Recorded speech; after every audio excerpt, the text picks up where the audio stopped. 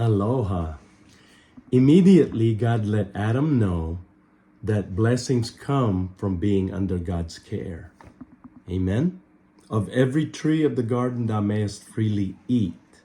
Doesn't talk about how big the garden is. All we know is it's probably very big. Doesn't talk about how many trees there are. All we know is it's probably innumerable, because when God does something, he does it on a grand scale. Amen. And then it talks about gold, other precious stones. And the gold of that land is good. There's bdellium and the onyx stone. Amen. That's in Genesis 2:12. So immediately God talks about gold and precious stones at the beginning. And then all the way at the end, he does the same thing.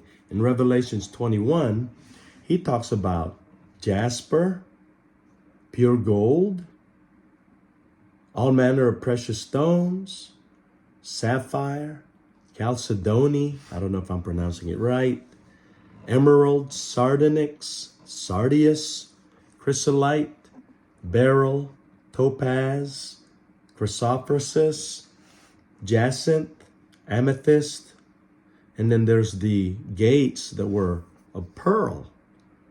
So these things are things that catch our attention when we hear about them, and God knew that. And so he wants us to glance towards where we're going someday and not get preoccupied and drown in the peril and the sadness and the sorrows and the brokenness of this world. Amen. It gives us hope. Life gets tough, and as the Lord's return draws nearer, life gets tougher. Jesus talked about wars, famine, earthquakes, evil increasing, but he said that when these things begin to come to pass, then look up and lift up your heads, for your redemption draweth nigh. Don't be downhearted. Look up, throw your shoulders back, but look up. I think we should look up towards heaven. Amen. So we set our affections on things above, not on things on the earth. That's Colossians 3:2. Matthew 6:19-21 says, lay not up for yourselves treasures upon earth, where it breaks down, it rusts, people steal it, it can be stolen. Instead, lay up for yourselves treasures in heaven, where it can't be stolen, it can't rust, it can't become corrupt. For where your heart is, your treasure is, that's where your heart will be also. Amen.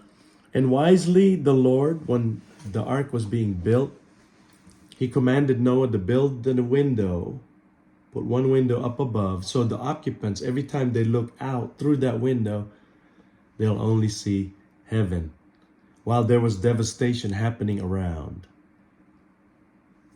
They can view heaven. Amen. And give them hope. God bless you.